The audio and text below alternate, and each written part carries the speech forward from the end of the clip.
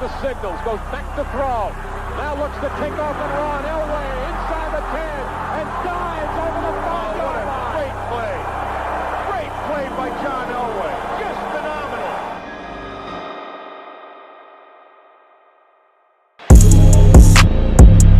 Check swing roller. Tulowitzki. Colorado, the National League champion.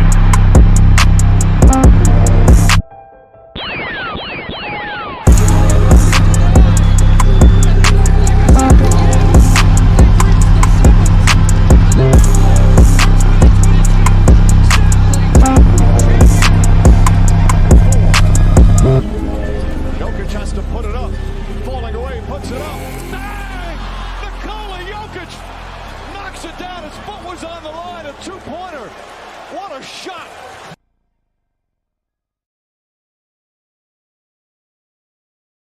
What's up, everybody? Welcome into Talking BS. I'm your host, as always, Steven Zamora. You can follow me on Twitter at ZamoraBSB. Today, I got a pretty interesting topic going, if I do say so myself. The Denver Nuggets are on a good little heater here. They've won 13 of their last 15 games. So what I want to do today is go over those last 15 games. Specifically, I want to go over the impact that Michael Porter Jr. has had. Now, if you're watching this on the 25th of March, he has a game tonight, but his last game was against the Portland Trail Blazers, where he was kind of like the featured scorer or whatever, with Jamal Murray and Nikola Jokic out, and he kind of underperformed. A lot of people, including myself, figured he was going to have a big game. To be honest, like once I saw on the timeline, like everybody was talking about, Jokic is going to, Michael Porter Jr. is going to have like a 30 or 40 or 50 point game. I was kind of like, oh man, I think we're going to jinx that, but I didn't want to say anything and be like a negative Nancy or whatever. But yeah, once I saw everybody saying that, I was like, yeah, it's not happening. And of course it didn't. I think he ended up with like 12 points or something like that. But we're still going to go through. We're going to look at the last 15 games that we've had over this stretch here, including Statement Week. I covered Statement Week on my last episode, I believe it was. So if you guys want, go ahead and check that out. But over the last 15 games, we're really going to focus on Michael Porter Jr.'s impact here and, what he's brought to the table. But if you can, before we get into that, please like, subscribe, help me out with the channel. I try to bring, good Nuggets content to you guys at least once a week. I'm always, if you can follow me on Twitter, I'm always posting, little TikToks and reels and stuff, previewing every game that we have the day of the game, so that, you're caught up, and, I give out like the injury reports and, like little details and stuff, matchups to look out for, some quick little stats and stuff like that. So, just some quick little hitters in there to kind of get you prepped for the game that you're going to be watching that evening. So, follow me on Twitter for that. And like I said, go ahead and subscribe to the channel. It'll help a lot. Trying to get this channel growing, trying to get this thing booming. You know what I'm saying? So if you can, please do that for me. I appreciate you guys so much. Now, without further ado, let's get into this. Now, let's start with Michael Porter Jr.'s career stats. Okay. We're going to start his whole career in a vacuum just to see, this is who we're talking about today.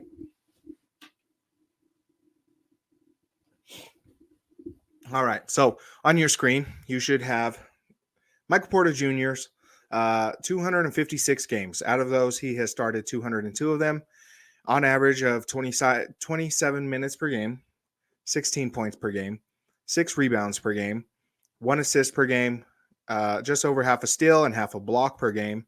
He is shooting 50-41-80 splits and at a 62% true shooting percentage for his career. Now, I know some people, probably might not be completely familiar with some of the stats. Points per game, rebounds per game, assists per game, steals per game, blocks per game is all self-explanatory. So I'm not going to go into that. 50-41-80 splits. So if you're new to basketball or newer to basketball, when people say splits, they're talking about their shooting percentages. So the first number, the 50, is going to be your field goal percentage. So 50% from the field, that means out of all the shots that he takes on the floor, he makes about half of them, which is really good. The 41 represents his 3-point percentage, which 41% is a very, very good percentage, especially over a career. Typically a good shooter will shoot anything over 40. So, 41 is a good percentage. 4 out of 10 times he's shooting a 3-pointer, he's making it. And 80 is his free throw percentage. So 80% of his free throws he makes 8 out of 10 of those. If you're an elite shooter, if you're one of the greatest shooters, in the league, they have a club called the 50-40-90 club. And basically you would shoot 50% from the field, 40% from the 3-point line, and 90% from the free throw line. So minus the 10% from the free throw line, which isn't a big deal because Michael Porter Jr.'s game doesn't necessarily dictate that he gets to the line a ton as it is. And 80% is still like a very good number as it is. I mean, 8 out of 10 free throws is still very good. So he's almost in that club. 50-40 is the more impressive part. And he's done that for his entire career. So very impressive for Mike. He's an elite shooter. He's a great scorer. And we're starting to see that a lot more now, especially in these last 15 games, which is why I brought this up. And then the true shooting percentage. So I was a little confused on true shooting percentage for a long time. But just to, it's kind of hard to explain because it's like it's basically an algorithm or like a little stat. It's an equation basically. So I'll read the first paragraph for you guys. And this is via Wikipedia.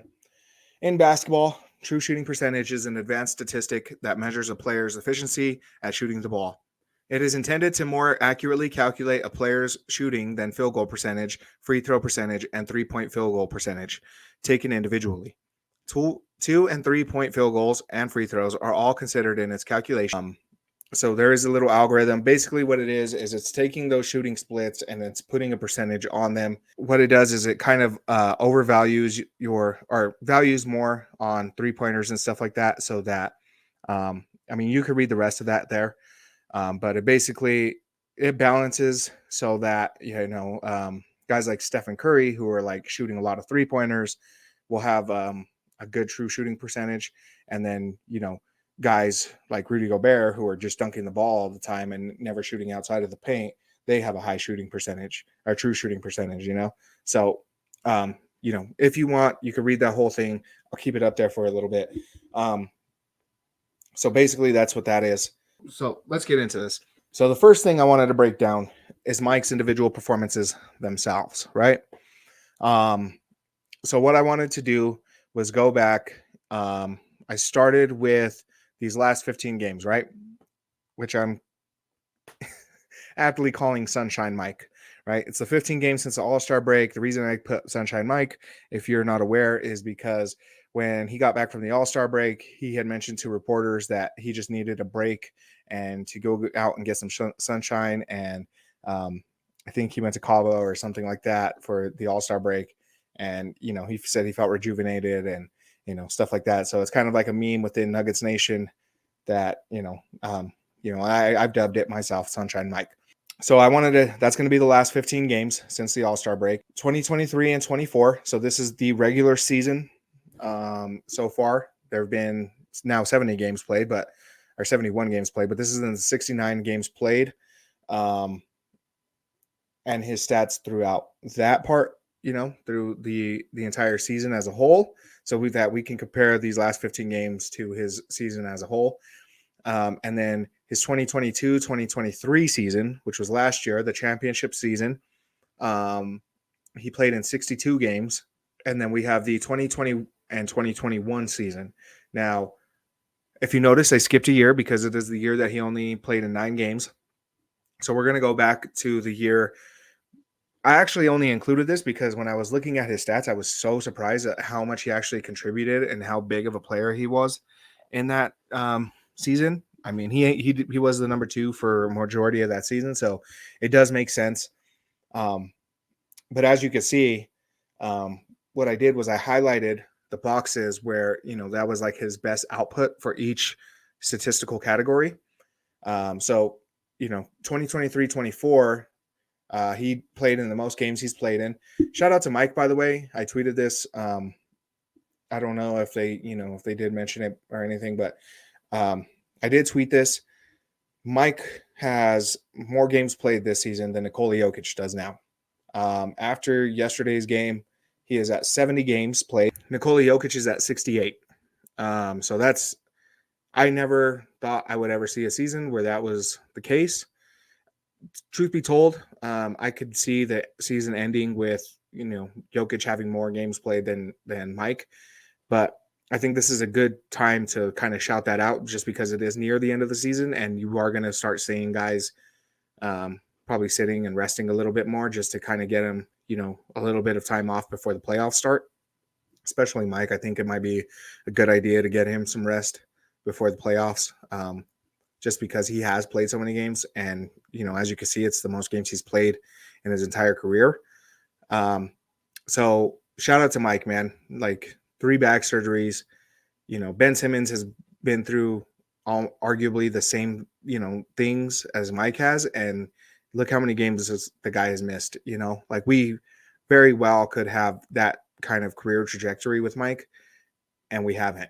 He's been an Iron Man as far as he could be. Granted, he didn't miss that whole year in 21-22, but like to have 3 back surgeries, have drop foot and all that stuff, and still, come out the next year and play 70 games, it's incredible, man. Like he's thank him so much, man. Like we really have to appreciate that guy so much. 31 minutes a game. It's his career high so far.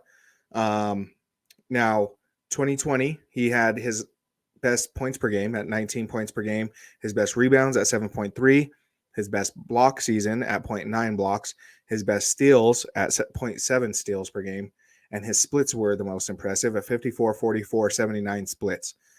I mean, 44% from 3 is ridiculous. 54% from the field is really good. A slight dip in the free throw percentage, but he probably was taking more free throws that year, and his true shooting percentage shows, it reflects that 66% true shooting. So arguably his best year up to that point, but let's see how he's done in these last 15 games. All right, so over these last 15, he's playing the most minutes that he's played, right? Only by 1. So it's not like, Moach is out there, giving him the Tibbs treatment or something like that. 32 minutes, it's not that much more. But, I mean, look at basically every statistical category has went up, right? He's at 21 points per game in these last 15. He's at 7.3 rebounds per game, tying his career high for a full season. He's averaging his most assists per game, right around what he's at this season as a whole. I think that reflects really well. I think that's a good one to stop and pause at real quick, just because Mike has really turned into a very good passer. Everybody makes the meme of Michael don't pass the rock Jr. And, he's getting better. I mean, it's 0.5 assists more a game, which, isn't like a ton or anything, but his job is to score. He's seeing the game in such a wider perspective now, right? His job is to score, but when opportunity arises, he's not forcing shots, right? There was a lot of times when he was younger in his career where he would have double teams on him or stuff like that, and he would still like put the shot up, or he would take, a 3-pointer from 5 feet from behind the line, and you're like, come on, Mike, that's a bad shot. We rarely see a bad shot from Mike anymore. I mean, one, because there hardly are any bad shots for him anymore, but I mean, when there is a bad shot, he usually gives it up. And I love the little give and go plays where he'll do the little pump fake, kick it off to Yoke, and then cut immediately while his guy's in the air, and get a quick little and one or, a quick layup or dunk or something at the rim. So, I think that's noteworthy. He's tying his most steals per game at 0.7. And he's shooting a bit more, so his splits are a little a little less, but, he's still right there, 50, 40, 83, 49, 40, 83, which is still great. It's a 61% true shooting. Now, his defensive rating, I think, is probably, another thing, right? The big things are Mike is getting to the rim more often and with more efficiency, right? He's killing it getting to the rim.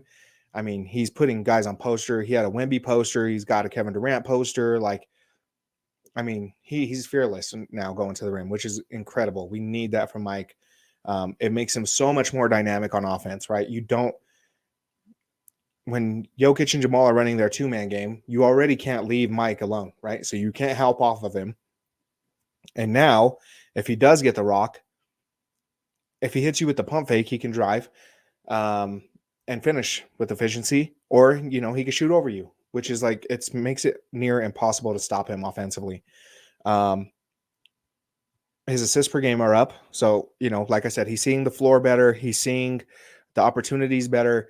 He's building chemistry with Yoke and Jamal and Aaron and, KCP and stuff. And, he's getting the rock to them guys whenever he sees that they're open. And the defensive rating, right? This is the best defense he's played in his career so far, in my opinion. He's using his length. He's never been super quick laterally, but I attribute a lot of that to his health. I mean, as a guy who's had back issues in my life, like, obviously I haven't had 3 back surgeries like Mike, so I can't, I'm not going to put myself in that same conversation or anything like that. But I mean, even I'm an old man, like I can't move laterally the same way I could back in the day. And, there's a lot of times where, we're asking a guy who had 3 back surgeries to move laterally with some of the greatest athletes in the NBA. And, he's never been elite at that, but he's learning to use his length, right? He's 25 years old. He's hitting his physical prime. He hasn't had a surgery in a couple of years now. And I'm sure he's just like feeling healthier than he ever has. And I think that's huge, man. Like that's massive, especially towards the defensive end. He's 6'10". I'm sure he has well over a 7-foot wingspan. He knows how to use it, and he's getting his grown man strength.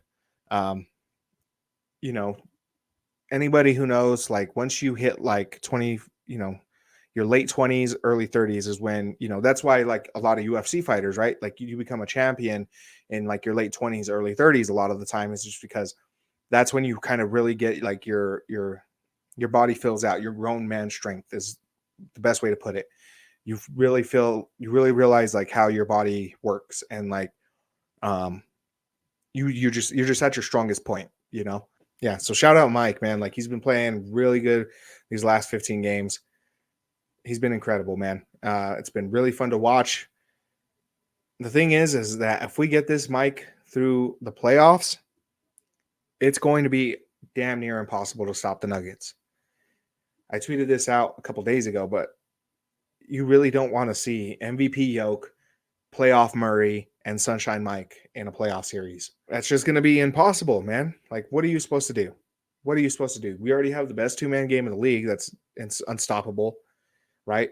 Aaron's learning how to, has learned how to play off of that, like damn near perfectly in the dunker spot and becoming a release valve for Jokic dish offs and Jamal passes and stuff like that, and lobs and all that stuff. And then Mike coming in and averaging, 21 points per game, sitting in the corner, and he's not afraid to go to the rim, and he's not a liability on defense, and he's hitting the open man when there's an open man cutting. Like, I'm just saying, like, this is my prediction. This is going to go down as one of the best teams of all time, either this year or next year. We'll see how the whole KCP contract situation goes, and if we bring him back, I'm sure they will. I'm pretty confident they will. But these could go down as some of the greatest teams of all time, man. I really do feel in these playoffs, there's a lot of good teams. I get it. The West is stacked, right? Minnesota's a real problem. Like, let's not just dismiss Minnesota, because Minnesota is a real problem. If Cat comes back in time, like let's say we meet him in the Western Conference Finals, and he ends up coming back in time, that could be a real problem. I'd still take Denver in that series.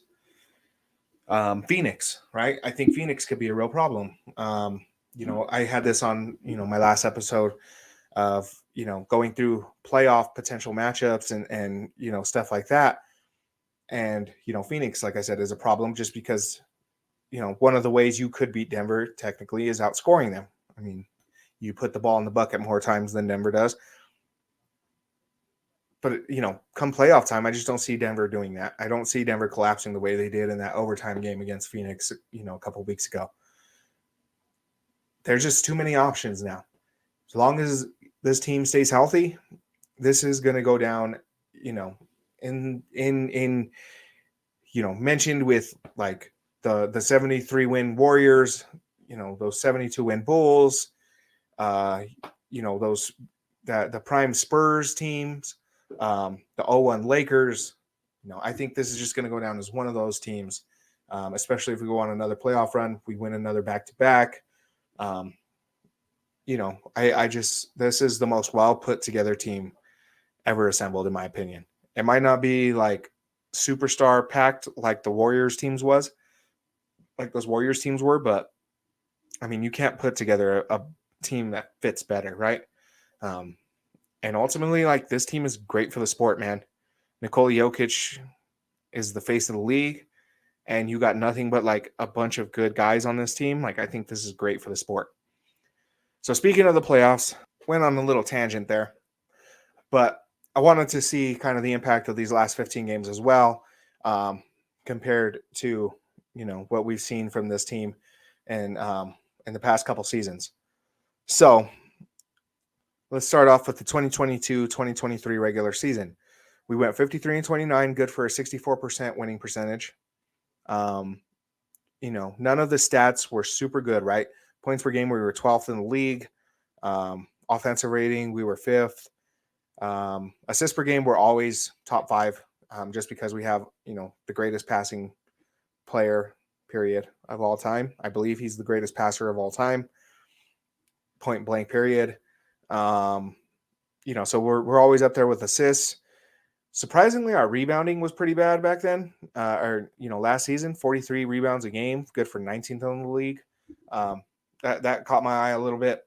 And our defensive rating, of course, was middle of the pack. I actually thought it was worse than that during the regular season, but middle of the pack defense. Then if you look at our playoffs for that year, 16-4, 80% win percentage. That's incredible. 113 points per game. Now, take this in a vacuum. This is counting 16 teams, right? The 16 teams that went into the playoffs. So good for 6 out of 16. 44.8 rebounds per game. So they pumped their rebounds up just a little bit. And basically they pumped up all their stats except for assists per game and points per game, which, offensively in the playoffs, that's going to happen. What's impressive to me really is the defensive rating. A 110 defensive rating is really good, especially a 110.2. That's like the best, on this chart, as you can see. They really stepped their defense up in the playoffs. So this regular season, 50-21 so far, 70.4 winning percentage, 14th in the league in scoring, 10th in the league in rebounds, 4th in the league in assists.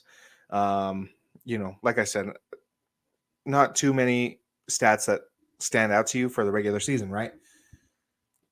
This 15-game stretch, we are 13-2. That is tied for the best record over a 15-game span so far. I believe us and Boston are 13-2 over our last 15. Our points per game are up by 2 points per game. Our rebounding is down a little bit. As anybody who's been watching, Moach, grab the fucking rebound, just getting pissed off because, for some reason, these guys just have not been rebounding well these past couple weeks. 30 assists per game. We just watched that beautiful Knicks game where the ball was popping everywhere and they were just highlight play after highlight play. The Spurs game was another one where it just seemed like they were trying to make a statement with their passing because the Spurs were the number 1 team in the league in assists. That's at least my agenda that I'm pushing. The offensive rating is through the roof, and the defensive rating has went down. It's really good. It's a really good defensive rating. So basically, they're just killing it. This 15-game stretch, they've been playing their ass off. And a lot of it, like I said, just attribute it to Mike coming in and becoming an elite third option. I mean, how many third options in the league are better than Mike right now? Now, he's not an elite first option, right? Let's get that out of the way. I was looking at, of course, I was looking through stats and everything like that for this. And I came across, I think it was on Cleaning the Glass, I want to say. It might have just been NBA.com. But the percentage of shots that Mike gets unassisted is 0% for the season, I think. It was over the last 15 games. I didn't look over the season because I was doing the 15 games research.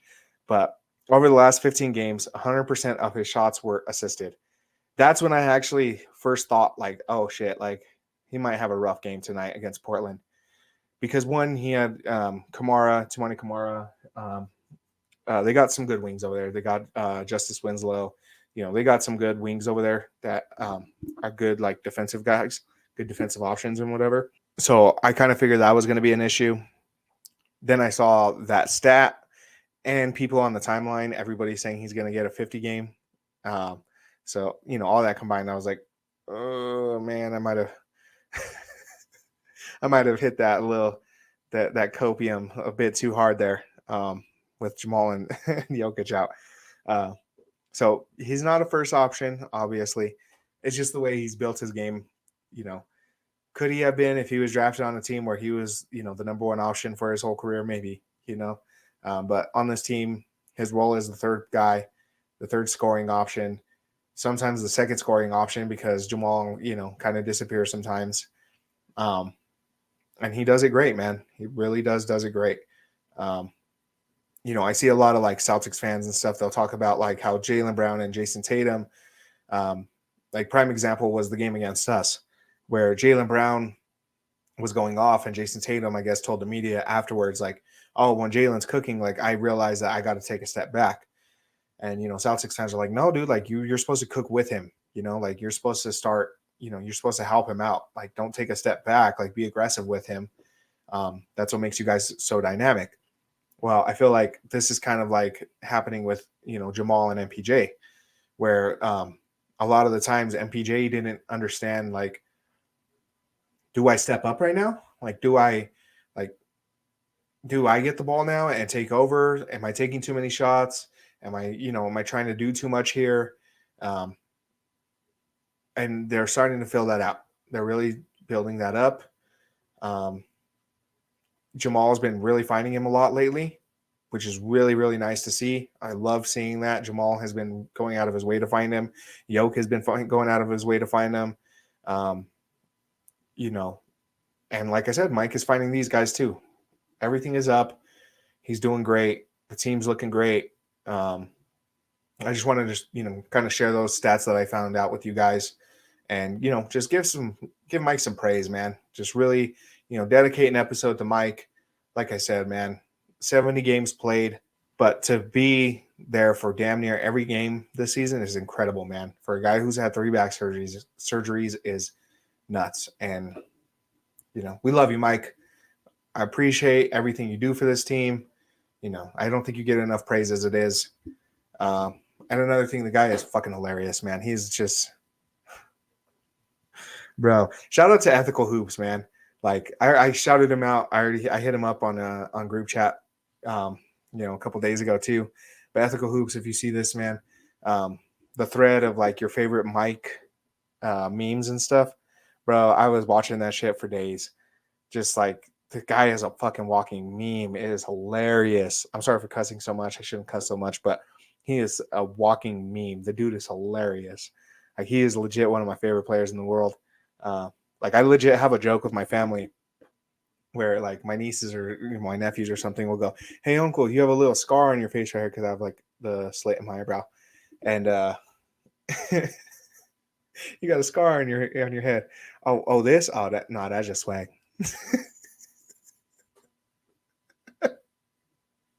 Oh man, that dude is. Oh man, he's so funny. He's just a character, man. Shout out Curious Mike, man. Sunshine Mike, one of a kind, my man. One of a kind. Love you, man. Denver Nuggets, love you guys.